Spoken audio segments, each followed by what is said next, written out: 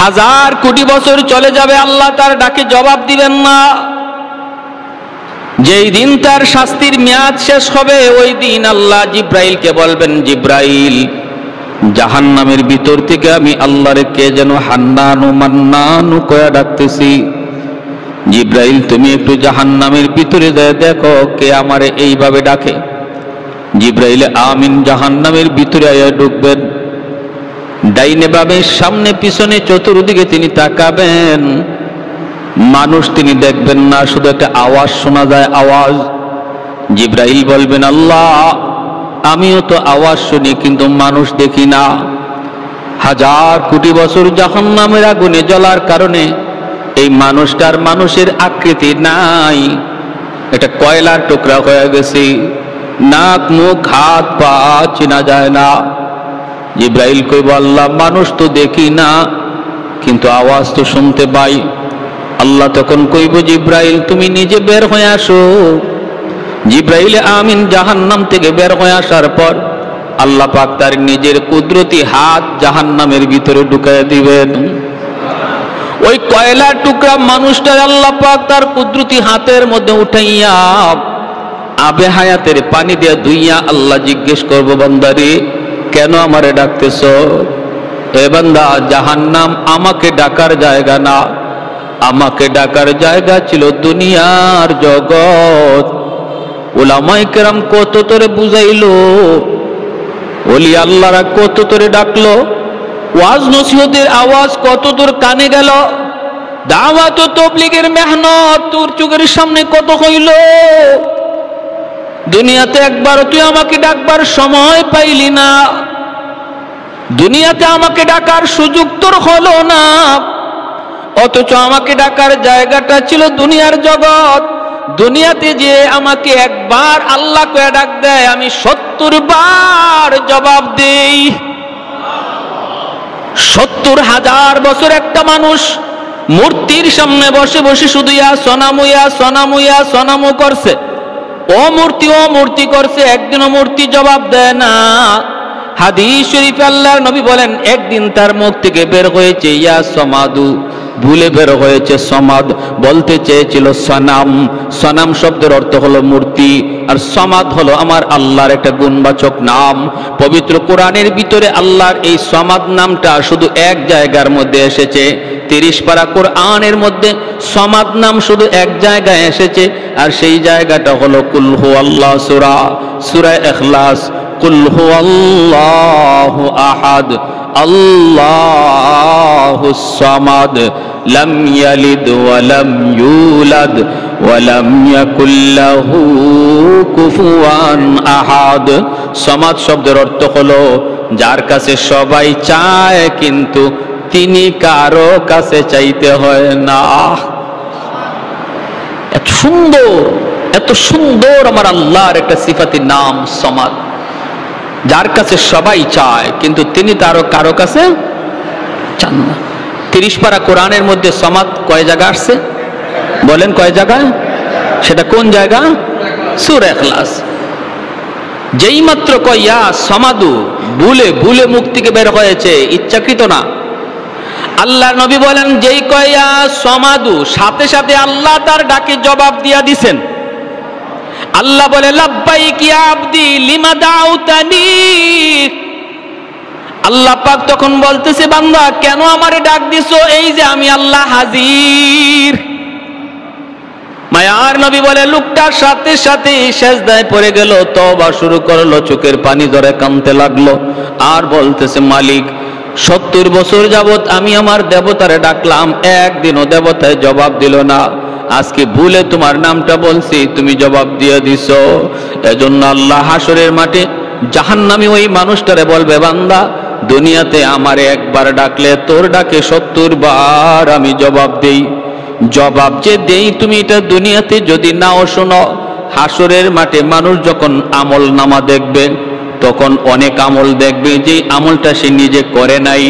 বলবে, আল্লাহ আমি তো এই আমলটা করি নাই, এটা কেমনে আইলো? আল্লাহ কইব, বান্দা তুমি আমারে অমুক সময় ডাক দিছিলা, অমুকটা তুমি চাইছিলা, দুনিয়াতে তুমি যা চাইছো আমি তোমারে তা দেই নাই, আমারে ডাক দিয়ে তুমি যা চাইছো তোমারে তা দেই নাই, তুমি মনে করছো তোমার ডাক আমি শুনি নাই, কিন্তু না বান্দা, তোমার প্রত্যেকটা ডাক আমি শুনছি, আর প্রতিটা ডাকের বদলা আমল নামায় আমল যোগ করে দিছি। হাদিস শরীফে নবী বলেন ওই লোকটা তখন আফসোস করবে, হায় রে দুনিয়াতে আমার একটা ডাকও যদি কবুল না হইতো, সব ডাক যদি আল্লাহ আমার আজকে আমল নামায় দিয়ে দিত। আমরা আজকে যেমন দুনিয়াতে নগদ চাই, নগদ নগদ, দুনিয়ার কোনো কিছু চাই, দুনিয়ার ধন দৌলত চাই, সন্তান চাই, যাই চাই, যদি আমরা না পাই মনে করি আল্লাহ আমার ডাক শুনলো না। কিন্তু হাসরের মাঠে আমল নামায় অতিরিক্ত নেকি দেখার পর কইব, হায় দুনিয়াতে আমার একটা দোয়াও যদি কবুল না হইতো, সব দোয়া যদি আল্লাহ আজকে হাসরের মাঠে আমল নামায় দিয়া দিত, কত ভালো হইতো, কত উত্তম হইতো। আফসোস করবে, আফসোস। ভাইরা বন্ধুরা, এজন্যই এই লোকটার আল্লাহ পাক কইব, বান্দা এরপর আচ্ছা ঠিক আছে বল দেখি কেন তুই আমারে ডাকতেছো, কেন ডাকতেছো এবার বলো। তখন কইব আল্লাহ আমল নাই, আমল নাই, এজন্য আজকে জাহান্নামের আগুনে জ্বলতেছি মালিক। কিন্তু মালিক ইমানটা তো আছে। দুনিয়াতে আলেম ওলামার জবানে শুনছিলাম তোমার একটা নাম হলো রহমান, তোমার একটা নাম হলো রহিম, তুমি দয়ার সাগর। আল্লাহ হাসরের মাঠে আজকে জাহান্নামে হাজার কোটি বছর আমি জ্বলতেছি, আমি তোমার একটু দয়া চাই, মায়া চাই। আল্লাহ আমি বলি না আমারে জাহান্নাম থেকে তুমি বের করে দাও, জাহান্নাম থেকে তুমি তুলে দাও, এটা বলি না, কারণ আমার এই সাহস নাই, আমার আমল নাই। কোন সাহসে বলি? আমার তো আমল নাই, কোন উসিলায় বলি তুমি আমারে মাফ করো, কোন উসিলা আমার জীবনে নাই। কিন্তু মালিক শুনেছি তোমার নাম রহমান, তোমার নাম রহিম, ওই রহমান নামের খাতিরে জাহান্নামের নিচ থেকে উপরে উঠাইয়া একটু দরজার পাশে যদি রেখে দিতা, তুমি তো রহমান, তুমি তো রহিম। আল্লাহ পাক রব্বুল আলামিন তখন বলবে, বান্দা তুমি ঠিক শুনেছ, আমি আল্লাহর নাম রহমান, আর আমার দয়া মায়া হাসরের মাঠে 99 গুণ আমার হাতে আছে। আর 1 ভাগ দয়া মায়া শুধু দুনিয়াতে দিছিলাম, 99 ভাগ দয়া মায়া আমি হাসরের মাঠে আমার বান্দা বান্দির উপরে দেখাবো। ঠিক আছে, আমি তোমার উপর দয়া দেখাইলাম, তোমারে উপরে উঠাইয়া দরজার কিনারায় রেখে দিলাম। বান্দা তবে ওয়াদা করো, ওয়াদা করো এরপরে আর কিছু চাইবা না। তখন কইব মালিক ওয়াদা করলাম, আমি এরপরে আর কিছু চাইবো না। কিছুক্ষণ যাইতে না যাইতে ওয়াদার কথা ভুলে গেছে, আবার ডাক শুরু করছে, ইয়া হান্নান ইয়া মান্নান কয়া। আল্লাহ আবার কইব, বান্দারি এখন আবার কেন ডাক দিছো? কই মালিক তুমি তো আমার দরজার পাশে রাখছো, এই জায়গাটা যেমন দরজার পাশ, ওই জায়গাটাও দরজার পাশ, তুমি আমার এই পাশে না রাইকা ওই পাশে তো রাখতে পারো, তোমার নাম তো রহমান। বলুন তো আপনারা বলুন, দরজার এই পাশ আর ওই পাশ সমান না বেশ কম আছে? হ্যাঁ, এই কথা কয় না আমার এই জাহান্নামের বাহিরে দিয়া দেও, এই কথা সোজা সুজি বলে না, একটু বুদ্ধি করে কয় আল্লাহ আমারে যেখানে রাখছো এটা তো দরজার পাশ, ওই জায়গাটাতেও তো দরজার পাশ, এই পাশে না রাইকা ওই পাশে একটু রেখে দাও, তুমি তো পারো, তোমার নাম তো রহমান, তুমি যা করবা কারো কাছে জবাব দিতে হয় না।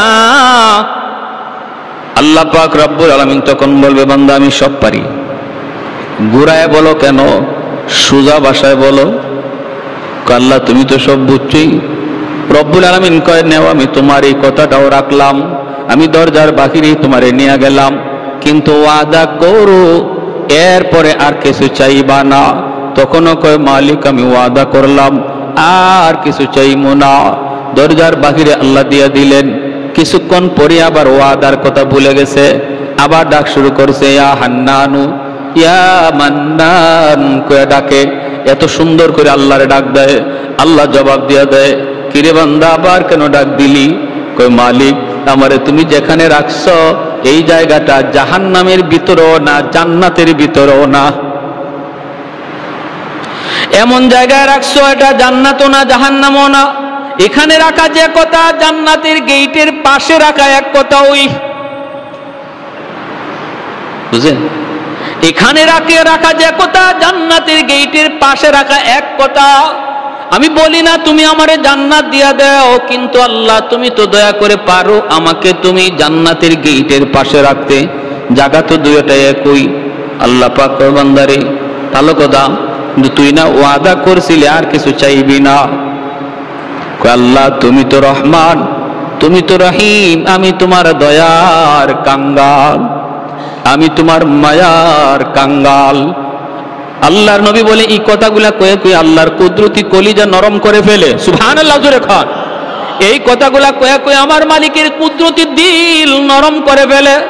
রব্বুল আলামিন তখন বলে বান্দা ঠিক আছে বুঝলাম, তোর জান্নাতের গেটের পাশেই নিয়ে রাখলাম, তবে ওয়াদা কর এরপরে আর কিছু চাইবি না। কয় না গো মালিক, আর কি চাওয়ার আছে? আমি তো জান্নাত দিয়া দেব এই কথা বলতে পারি না, আমাকে তুমি যদি দরজার পাশে রাখো এটাই আমার জন্য যথেষ্ট। রব্বুল আলামিন দয়া করে তারে জান্নাতের গেট পর্যন্ত রেখে দিবে।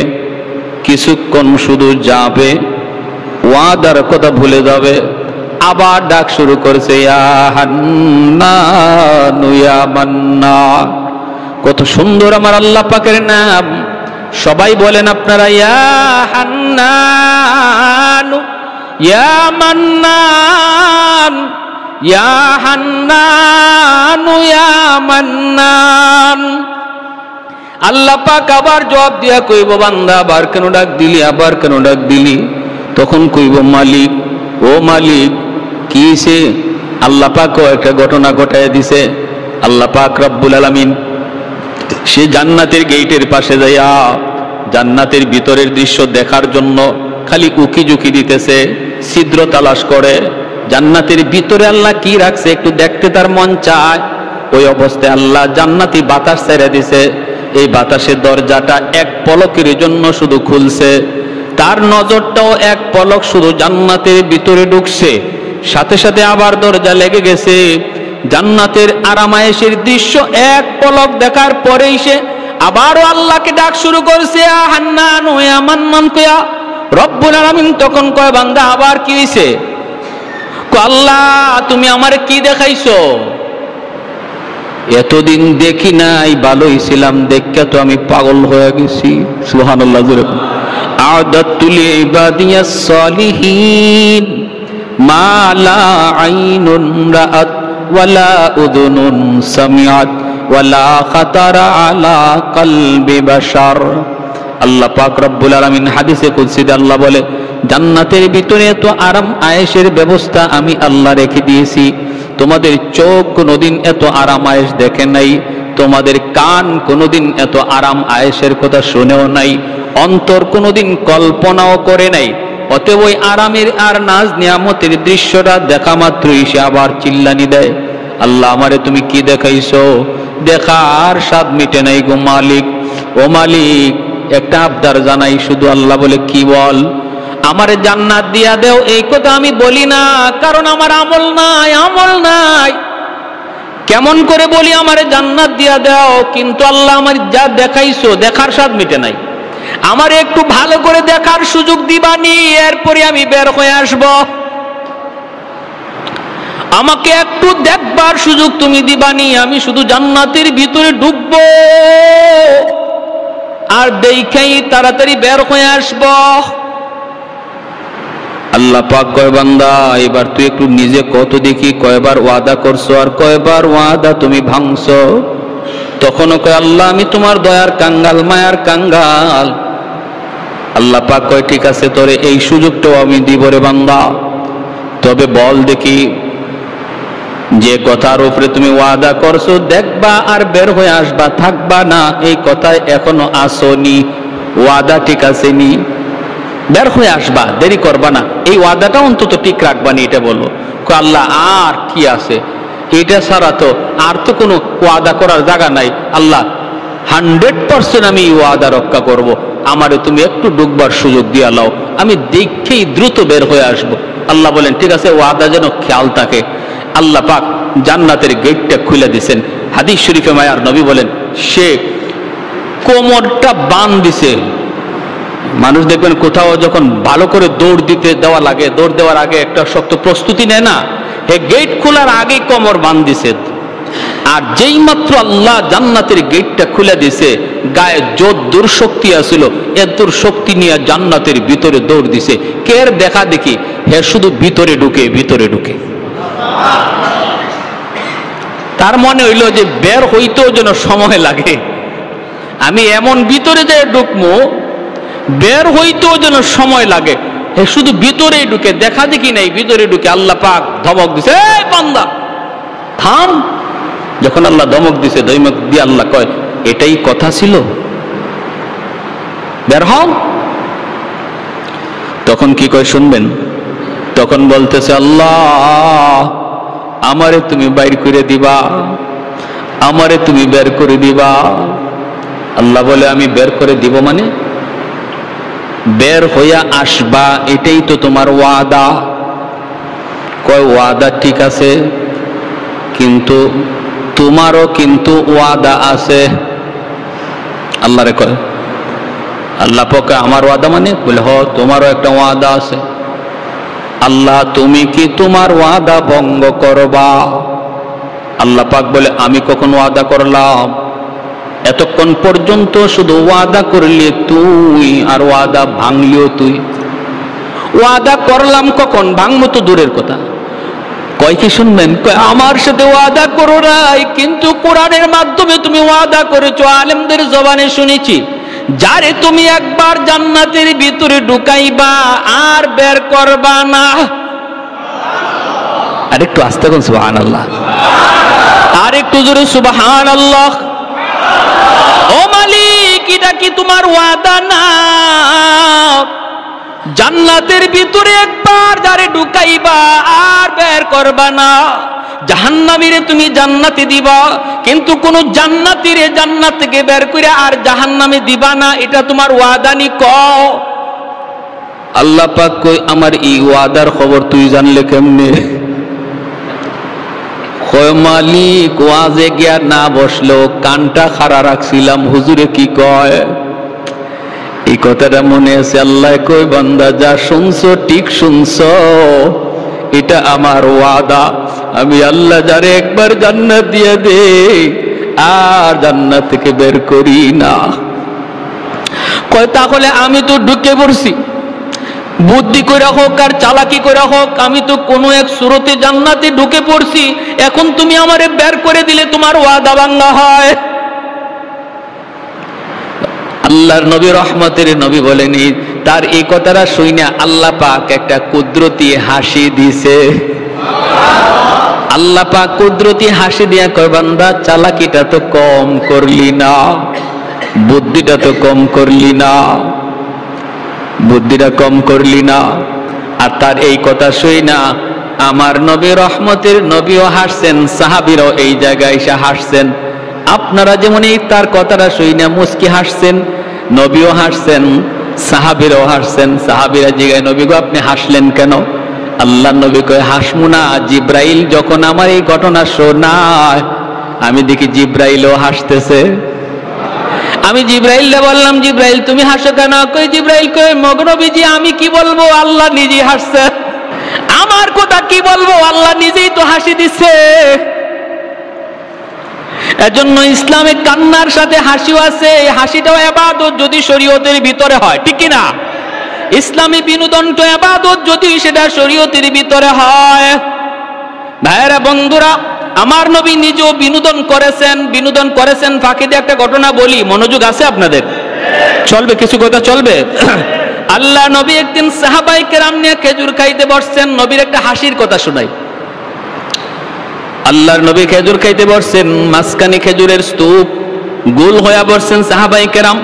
মায়ার নবীও বসছেন, নবীর পাশেই বসছেন নবীজির জামাতা, মেয়ের জামাই হযরত আলী রাদিয়াল্লাহু তাআলা আনহু। নবী কোন মেয়ের জামাই? খাতুনে জান্নাত ফাতেমা রাদিয়াল্লাহু তাআলা আনহার স্বামী হযরত আলী, ইনি আল্লাহ নবীর পাশে বসছেন। তাহলে বোঝা গেল শ্বশুর জামাই পাশাপাশি বসা যায় তো? আপনাদের এলাকা আছে না? শরম লজ্জা, এটা কোনো শরমের বিষয় নয়। শরম হলো শালীর পাশে বসা। এখানে ভেজাল বাড়ে, ঠিক না? এটা হারাম। শ্বশুরের পাশে বসা এটা কোনো শরমের বিষয় নয়। নবী পাশে বসাইছেন, শ্বশুর জামাই পাশাপাশি বসা। এবার শুনেন, সবাই খেজুর খাইতেছেন, মাঝখান থেকে একটা একটা করে খেজুর নিয়ে খাইতেছেন। নবী বলতেছেন খেজুর খাওয়ার খেজুরের বিচি যার যার সামনে রাখো। আর আমি কিছু নসিহত করি, মাসালা বলি, মাসালাটা মনোযোগ দিয়ে শোনো। সাহাবায়ে কেরাম খেজুর খাইতেছেন, নবী দ্বীনের আলোচনা করেন। আল্লাহ নবীর আলোচনা শুই না, তারা তো আলোচনা শোনার দিকে মন দিয়ে দিছেন আর খেজুর খাইতেছেন, আলোচনা শুনতেছেন। আলোচনা শেষ, খেজুর খাওয়াও শেষ। এইবার নবী বলেন, আমি তো দ্বীনের আলোচনা করলাম, দেখলাম না কে কি পরিমাণ খাইলো। এখন তো একটু বোঝা দরকার কে কি পরিমাণ খেজুর খাইছি, কে কি পরিমাণ খেজুর খাইলো একটু বোঝা দরকার। সাহাবায়ে কেরাম বলে, নবী গো কেমনে বুঝবো? খেজুর তো পেটে চলে গেছে, বুঝবো কেমনে কে বেশি খাইছে কে কম খাইছে? নবী বলে, না না, খেজুরের বিচি দেখলেই বোঝা যাবে, বিচি দেখলেই। এদিকে ঘটনা ঘটছে কি, সবাই খেজুর খাইয়া যার যার সামনে বিচি রাখে, আর আল্লাহ নবী খেজুর খাইয়া বিচি নিজের কাছে না রাখিয়া জামাইয়ের কাছে রাখতেছেন। পাশে কে বুঝে? নবী খেজুর খাইতেছেন ঠিক, কিন্তু বিচি নিজের কাছে না জামাইয়ের কাছে? নবী বলে, খেজুরের বিচি দেখলে বোঝা যাবে কে কি পরিমাণ খেজুর খাইছে। কিছু মানুষ আছে এমন, দেখবেন খাওয়ার তালে পইরা, খানা খাইলে পরে সে কথা কইলে খানা খাইতে পারে না। আবার কিছু মানুষ আছে তুমি কথা যাই কও হের খানা আটকে না, ঠিক না? তুমি গল্প করো আর যাই করো তার খানা কিন্তু ঠিক আছে, মেশিন ঠিক আছে। আর কিছু মানুষ আছে কথা বললে খানা বন্ধই রাখে, পারে না। আল্লাহ নবী বলে, তাহলে এখন তো কথা চলছিল, এবার বোঝা দরকার কে কি পরিমাণ খাইল। সাহাবীরা কয়, নবী গো কেমনে? নবী কয়, বিচি দেই কা। সব সাহাবী যার যার সামনের দিকে তাকায়া বিচি দেখতেছেন। না না, বিচি যার যার ঠিকই আছে, মিল মতো আছে। একজনে আরেকজনের দিকে তাকায়া, যেই মাত্র হযরত আলী রাদিয়াল্লাহু তাআলা আনহুর দিকে সবাই নজর দিছেন, দেখেন ইন্না লিল্লাহ, আলীর সামনে ডাবল বিচির স্তূপ জমা হয়ে আছে, বিশাল স্তূপ। সাহাবায়ে কেরাম একজন আরেকজনের দিকে তাকায়, চোখ বড় বড় করে, কিরে আলী যে এত বড় খাদক, এটা তোমরা আগে জানি না? সে তো আমাদেরকে কথার তালে ফালাই আসে, তার খাওয়ান ঠিক রাখছে। আলী তো বহুত বড় খাদক। আল্লাহ নবী ইচ্ছা করে শরমটা দিয়েছেন জামাইরে। হযরত আলী নিজের সামনের দিকে তাকায়া বেকুব হয়ে গেছেন, একদম বেকুব। হযরত আলী ভাবতেছেন, ইন্না লিল্লাহ, আমি তো এত খেজুর খাই নাই। আর সাহাবীরা মনে করতেছে, বুঝছি আলী আমরা খাইছি কথার ফাঁকে ফাঁকে একটা কইরা, আর হে দুইটা কইরা মারছে, নাইলে তো বিচি এত হওয়ার কথা না। হযরত আলী ভাবতেছেন যে আমি তো এত খেজুর খাইলাম না, বিচি আসলো কোত্থেকে এত? আর সব সাহাবী বড় বড় চোখে হযরত আলীর দিকে তাকাইতেছেন। হযরত আলী তো শরমে পড়ে গেছেন, লজ্জা পড়ে গেছেন। এখন হযরত আলী বিষয়টা বুঝার জন্য চোখটা খালি নজর দিয়ে দেখেন, শ্বশুরের সামনে বিচি একটাও নাই, মানে মায়ার নবীর সামনে বিচি। এইবার আলী তো বুদ্ধিমান, নবী কয়, আনা মাদিনাতুল ইলমি ওয়া আলিয়্যুন বাবুহা, আমি ইলমের শহর আর আমার আলী হলো ওই শহরের দরওয়াজা। আলী কি কম চালাক? আলী তো বুঝছেন, আচ্ছা আমার শ্বশুর তো এখানে আমার একটা শরম দেওয়ার বাউ করছেন, ঠিক না? আমার একটা লজ্জায় ফেলাইছেন, ইচ্ছাকৃত। বাঁচবেন কেমনে? হযরত আলী বলেন, ইয়া রাসূলুল্লাহ, আমার একটা কথা আছে। কি কথা? কথা হলো, বিচি দেখে বোঝা যাবে কে কি পরিমাণ খাদক, কথা ঠিক। কিন্তু আমার কথা হলো, যে খেজুরের সাথে বিচি সহ খাইছে সে কত বড় খাদক।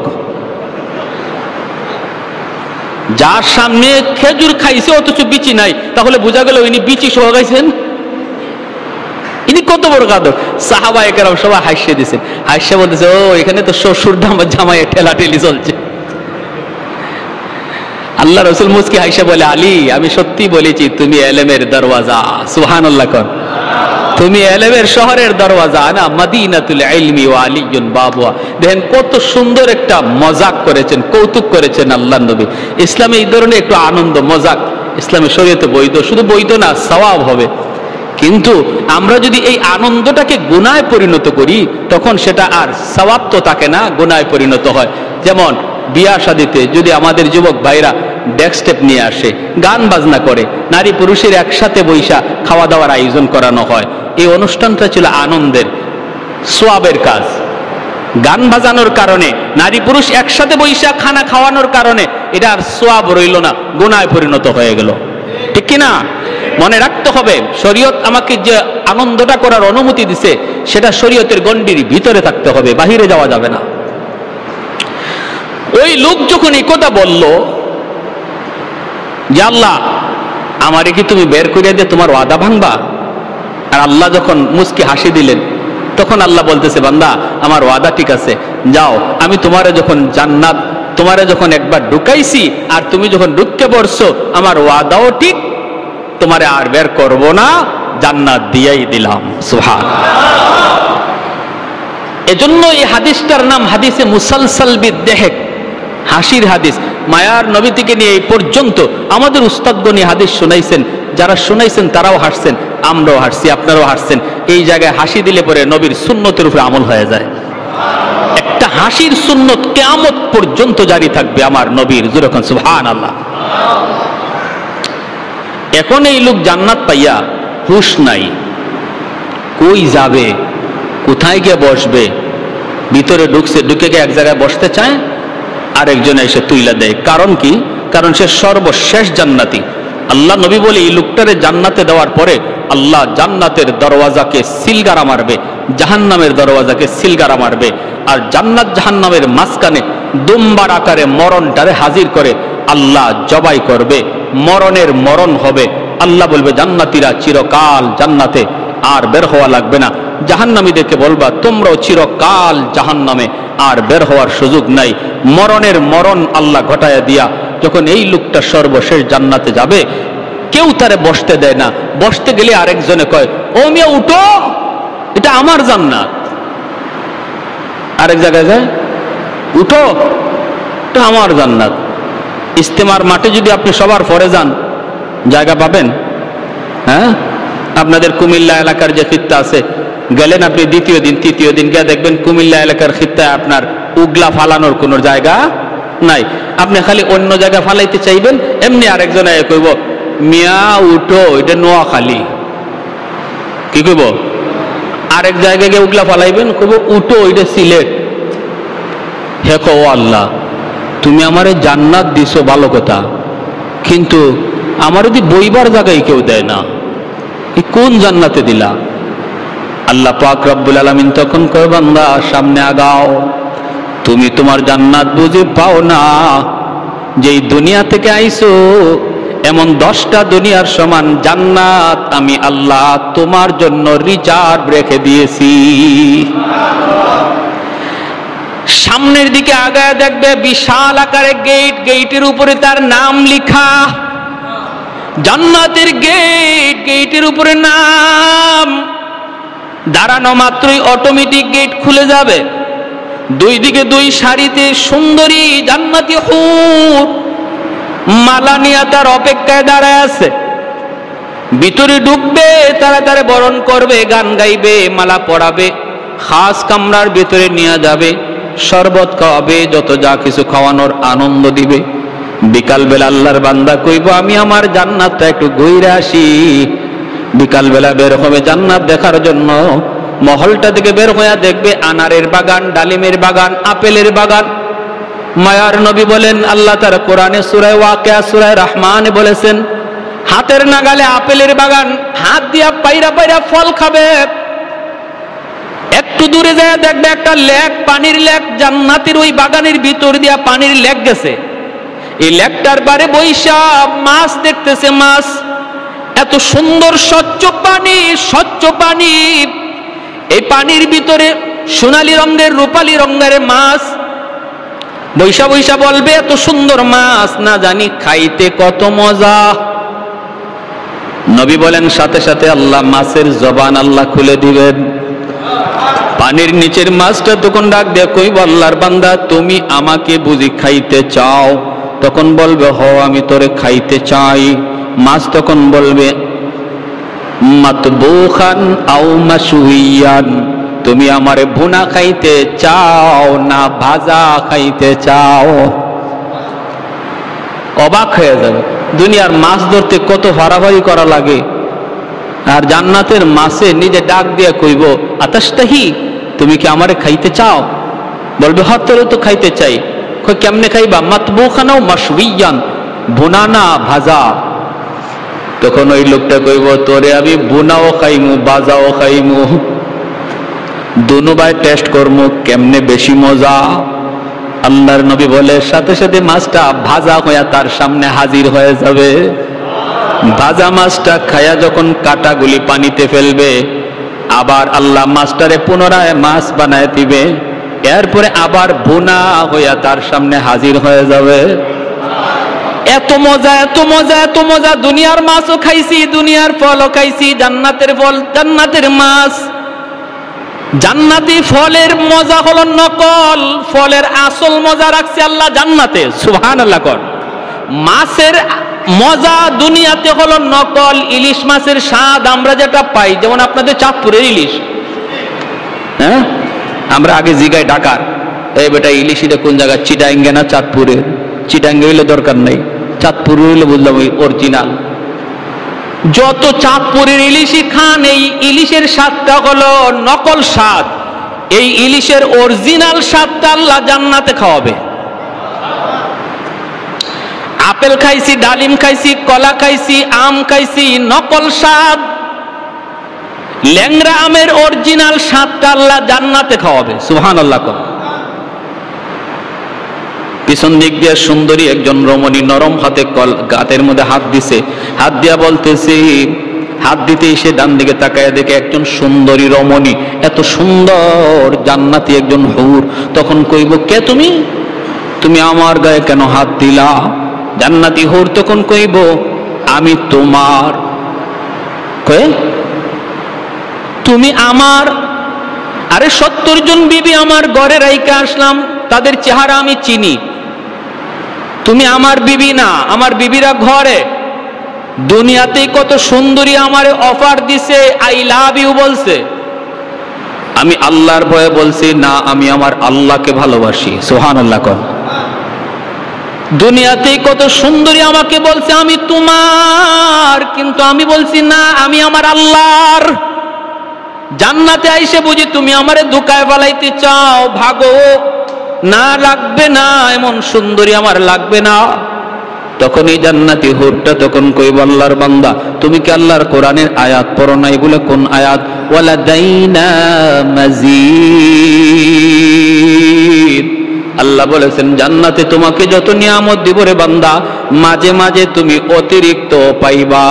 এটা কি তুমি পড়ো নাই? বলে হয়, এটা তো পড়ছি। কয় আমি হলাম তোমার অতিরিক্ত। সুবহানাল্লাহ। কয় কেন? কয় কারণ চিটাগাং কক্সবাজারে গিয়া তুমি আল্লাহর কুদরত দেখে জিকির করেছো, সুবহানাল্লাহর জিকির।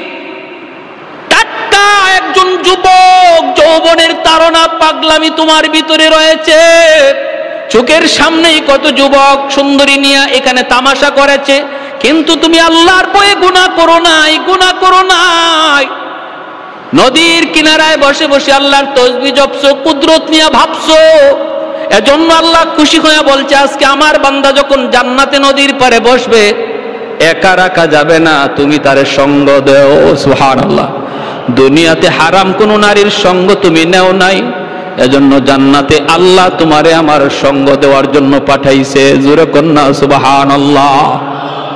এজন্য আল্লাহ পাক বলেছে, মান আমিলা সালিহাম মিন যাকারিন আও উনসা ওয়া হুয়া মুমিন ফালানুহয়িয়ান্নাহু হায়াতান তাইয়্যিবা ওয়া লানাজজিয়ান্নাহুম আজরাহুম বিআহসানি মা কানু ইয়ামালুন। শর্ত হলো দুইটা, পুরস্কারও হলো দুইটা। একটা পুরস্কার দুনিয়াতে নগদ, আরেকটা পুরস্কার আখেরাতে বাকি। আমাদের নগদের উপরে যেমন বিশ্বাস, বাকির উপরও কার কার বিশ্বাস আছে? হাত উঠে একটু আল্লাহরে দেখা। আল্লাহ তুমি প্রতিটা হাতকে কবুল করো। কি করতে হবে? ইমানটা বেজাল্লা ইমান না নির্ভেজাল ইমান? আমলটা বেজাল্লা আমল না নির্ভেজাল আমল? এর জন্য কি নিজে নিজেই নির্ভেজাল